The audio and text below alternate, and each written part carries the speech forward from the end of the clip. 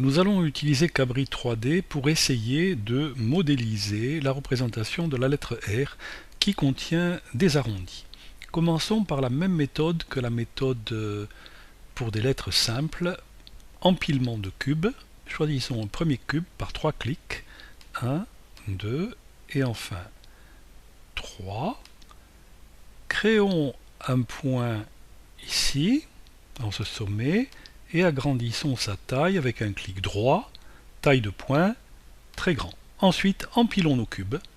Ici, 1, 2, 3, et nous continuons pour essayer de réaliser la lettre R, à qui évidemment il va manquer des arrondis.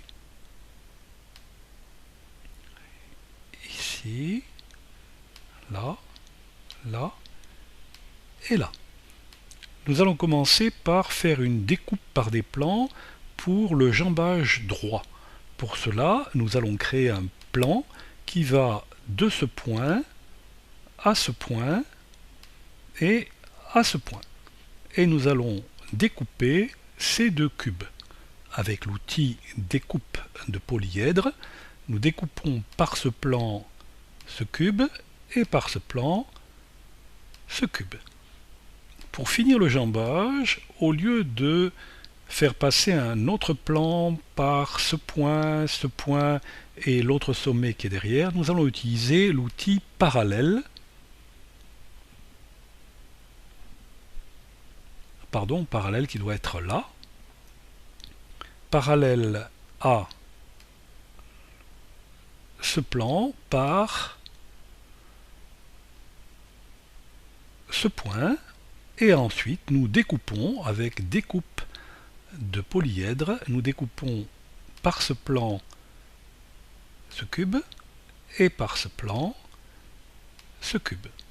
Nous cachons les plans avec des clics droits, masquer, montrer, celui-ci aussi, masquer, montrer, et nous avons déjà une bonne approximation de la lettre R, sauf que nous voudrions un arrondi ici. Pour avoir cet arrondi, nous allons légèrement agrandir la figure pour y voir mieux. Voici. Et nous allons marquer des milieux. Pour cela, nous allons utiliser l'outil milieu de ce côté, de ce côté, de cette arête, le centre de ce cube avec ses deux milieux et le centre du cube arrière avec les deux milieux. Ensuite, nous allons découper cet angle supérieur du cube par la même technique que la précédente. Nous allons faire passer un plan par ce point et ce point, et avec découpe de polyèdre, nous allons découper par ce plan ce cube et cacher le plan avec un clic droit. Une fois ceci réalisé, nous allons changer le style de ce polyèdre convexe et choisir un style de surface vide. Nous rejoignons les deux milieux avec un segment, ce point et ce point, et ensuite nous allons tracer des cercles autour de ce segment. Alors cercle, ça se trouve ici, autour de ce segment, passant par ce point, et autour de ce segment, passant par ce point. Ceci pour nous permettre de définir un cylindre que nous allons tracer tout de suite, cylindre s'appuyant autour de ce segment et passant par ce point. Nous allons aussi fermer ce cylindre des deux côtés avec des cônes plats s'appuyant sur ce cercle et sur ce point. Mais auparavant, nous allons préparer la partie arrondie de ce côté. Pour cela, cachons ce cube, masquer, montrer, et traçons un plan médiateur. Un plan médiateur qui se trouve ici, c'est le plan qui est à mi-chemin entre ces deux sommets, celui-ci et celui-là. Et nous allons symétriser notre polygone convexe par rapport à ce plan pour retrouver la symétrie de cette figure de ce côté. Nous allons donc utiliser la symétrie plane par rapport à ce plan de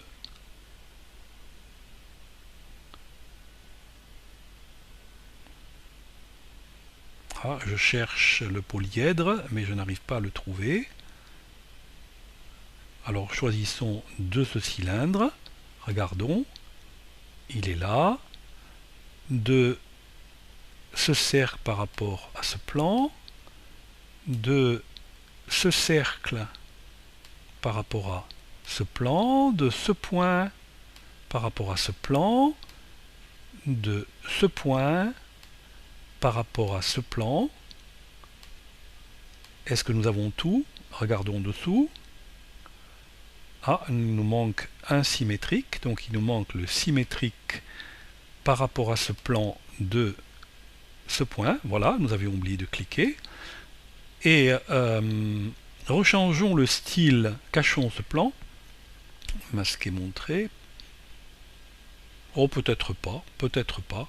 Rechangeons le style de ce polyèdre convexe. Tiens, le polyèdre, nous arrivons à l'avoir, donc nous allons essayer à nouveau la symétrie plane par rapport à ce plan de ce...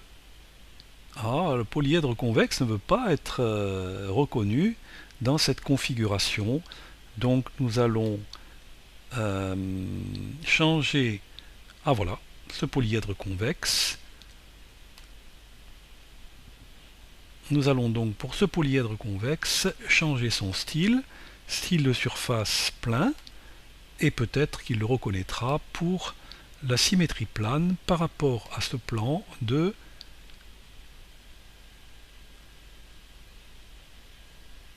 ce polyèdre convexe. Voilà, de ce polyèdre convexe, on a fini par y arriver, et nous avons la figure qui est dessous. Cachons ce plan, pardon, cachons ce plan, qui est montré, et nous avons pratiquement réalisé la lettre R, au détail près que nous avons des trous ici et là. Pour cela, il ne reste plus qu'à créer des cônes plats, et pour cela, je vais dans cône, centré en ce point et contenant ceci, centré en ce point contenant ceci, centré en ce point contenant ceci, centré en ce point contenant ceci, et à partir de là, ce n'est plus qu'une question de design et de couleur. On peut repérer que la couleur de ce cube, si on choisit couleur de surface, c'est celle-ci, pardon, celle qui est là, 1, 2, 3, 4.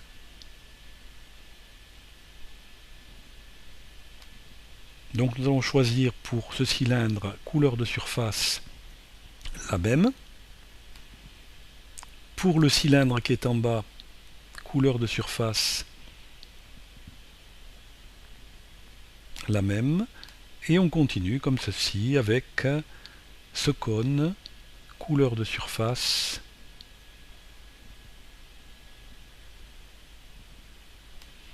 ce cône, couleur de surface, et on continue de l'autre côté.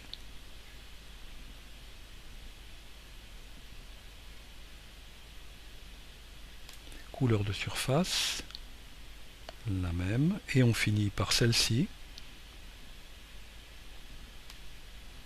Couleur de surface. Là, on pourrait aussi, pour ce cercle, changer la couleur, couleur de la courbe, et obtenir la même. Couleur de la courbe ici,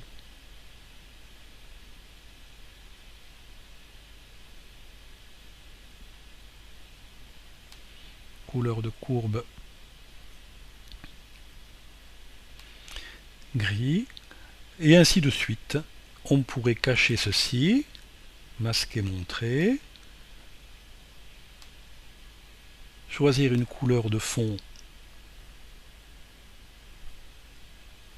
comme celle-ci, ce cercle, tant que nous y sommes, le mettre en gris, couleur de courbe gris.